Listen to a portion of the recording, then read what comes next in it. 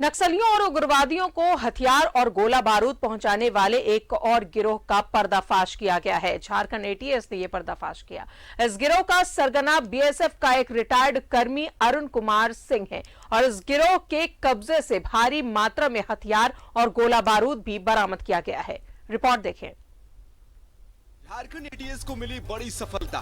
हथियार supplier BSF retired जवान गिरफ्तार। भारी मात्रा में हथियार और कारतूस बरामद। नक्सलियों अपराधियों को करता था हथियार सप्लाई। रिटायर्ड जवान समेत 4 हथियार तस्कर गिरफ्तार। बीएसएफ फिरोजपुर कैंप में तैनात था अरुण कुमार सिंह।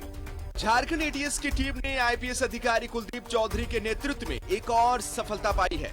इस टीम ने बीएसएफ फिरोजपुर कैंप के एक रिटायर्ड कर्मी अरुण कुमार सिंह के नेतृत्व में काम कर रहे एक हथियार सप्लाई नेटवर्क टीम को पंजाब और मध्य प्रदेश के कई ठिकानों से बरामद किया है। इनके कब्जे से भारी मात्रा में गोलियां और कंट्री मेड पिस्टल बरामद किए गए हैं। 15 दिन में देश विरोधियों की गिरफ्तारी की ये दूसरी कार्रवाई है।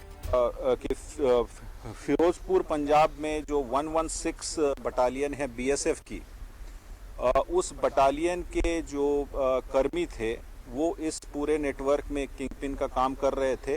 तो एटीएस के टीम ने वहां छापामारी की है और उसके पश्चात फिरोजपुर के जो 116 बटालियन का जो कैंपस है उससे एटीएस की टीम और जो बीएसएफ के ऑफिसरों की टीम थी उनके द्वारा 8000 से ऊपर कारतूस और खाली कारतूस और अन्य बहुत सारा आपत्तिजनक सामान बरामद किया गया है।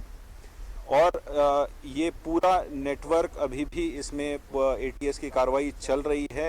एटीएस प्रमुख प्रशांत आनंद ने बताया कि किस तरह पूरे हथियार सप्लाई नेटवर्क का लिंक पुलिस को मिला और किस तरह आईपीएस अधिकारी कुलदीप चौधरी के नेतृत्व में एटीएस की टीम में किन किन राज्यों में कैसे कैसे छापेमारी की। 15 दिन पहले भी सीआरपीएफ का एक भगोड़ा जवान अविनाश कुमार अपने 3 साथियों के साथ एटीएस के हत्थे चढ़ चुका है। उसमें अरुण कुमार सिंह ये बीएसएफ 116 बटालियन का वॉलंटरी रिटायरमेंट लिया हुआ कांस्टेबल है, इसकी गिरफ्तारी हुई है। और इसके अलावा कार्तिक बेहरा 116 बटालियन फिरोजपुर का ये वहाँ पर कार्यरत था और कोत का प्रभारी था, उसकी गिरफ्तारी पंजाब फिरोजपुर से की गई है। इसके अलावा 3 लोगों की गिरफ्तारी महाराष्ट्र से की गई है, बुल्ढाना जिले से। उसमें कुमार गुरलाल, शिवलाल धवल और हीरालाल गुमान, ये इन लोगों की गिरफ्तारी हुई है जो महाराष्ट्र और मध्य प्रदेश के बॉर्डरिंग एरिया में अवैध हथियार का कार्य करते थे। गिरफ्तार हुई मौजूदा टीम से अभी और भी बहुत जानकारियां मिलना बाकी है। मामला चूंकि बीएसएफ कैंप से जुड़ा हुआ है, इसलिए एटीएस द्वारा बहुत सारी जानकारियों को सार्वजनिक नहीं किया जा सकता। सिर्फ इतना बताया गया है कि अभी इस कड़ी की और कड़ियां मिलाकर कई गिरोह के गिरबान तक पहुंचना बाकी है। न्यूज़ 11 भारत के लिए कैमरा पर्सन राजा के साथ शाहनवाज अख्तर की रिपोर्ट। और ज्यादा जानकारी दे रहे हैं सहयोगी शाहनवाज अख्तर हमारे साथ मौजूद है। शाहनवाज, एटीएस की बड़ी कार्रवाई और बड़ी कामयाबी हाथ लगी है। हथियार के साथ हथियार तस्करों को भी गिरफ्तार किया है इन्होंने। जी हां, झारखंड एटीएस को लगातार 15 दिनों में दूसरी बार बड़ी कामयाबी हासिल हुई है। दोनों कार्रवाइयों में एक बात कॉमन है। पिछली बार सीआरपीएफ का जवान इस कांड में शामिल था, इस बार बीएसएफ का जवान शामिल है। फर्क ये है कि बीएसएफ का जो जवान है अरुण कुमार, ये रिटायरमेंट ले चुका है, वॉलंटरी रिटायरमेंट ले चुका है। और वॉलंटरी रिटायरमेंट लेने के बाद इसने बाकायदा अपना एक नेटवर्क बनाया हुआ था और हथियार गोला बारूद खरीदता था और खरीदने के बाद इसको उग्रवादियों नक्सलियों को बेचता था।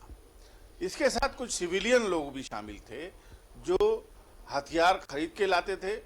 और इस बार जो पिछली बार से अलग हुआ है कि बड़ी मात्रा में 1 दर्जन पिस्टल जो कंट्री मेड ही है मगर काफ़ी अच्छी क्वालिटी का दिखाई दे रहा था और ऑटोमेटिक पिस्टल जैसे होते हैं वही था, मगर ये देसी फैक्ट्री में बना हुआ था।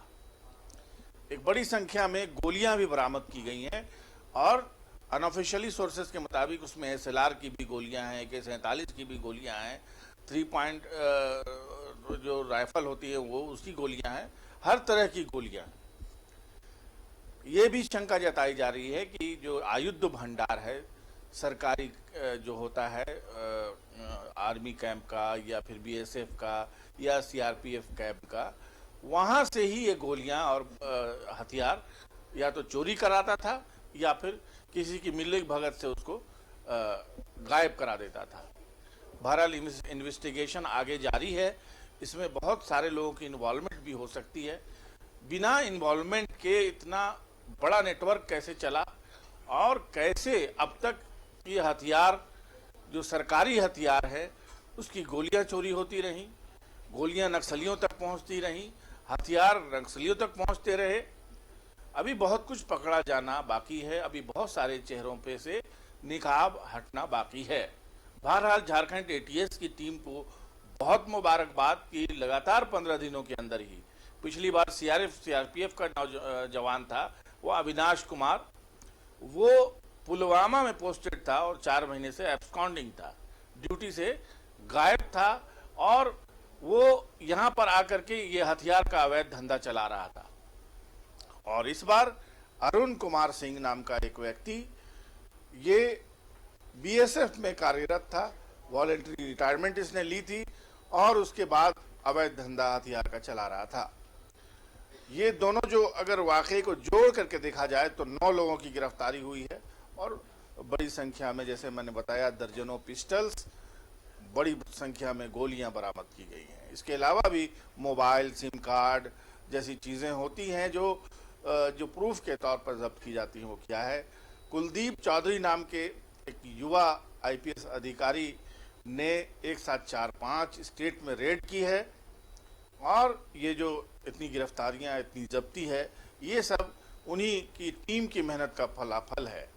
और इन सब के कमांडर हैं प्रशांत आनंद, जो एटीएस के प्रमुख हैं। आज की इस प्रेस कॉन्फ्रेंस में आईजी अभियान एवी होमकर ने प्रेस को संबोधित किया और कहा कि निसंदेह ये झारखंड के एटीएस की एक बड़ी कामयाबी है और इस तरह की दबिश और इस तरह की जो पकड़ धकड़ है वो आगे भी जारी रहेगी। बहुत सारी ऐसी बातें हैं जिनका खुलासा उन्होंने नहीं किया, कहा कि इससे इन्वेस्टिगेशन पर असर पड़ सकता है। चलिए, बहुत बहुत शुक्रिया आपका शहनाज तमाम जानकारियों के लिए। तो एटीएस की ये बड़ी कामयाबी, जहां हथियार और हथियार तस्करों को गिरफ्तार किया गया है, बीएसएफ के रिटायर्ड जवान को भी गिरफ्तार किया है एटीएस की टीम ने।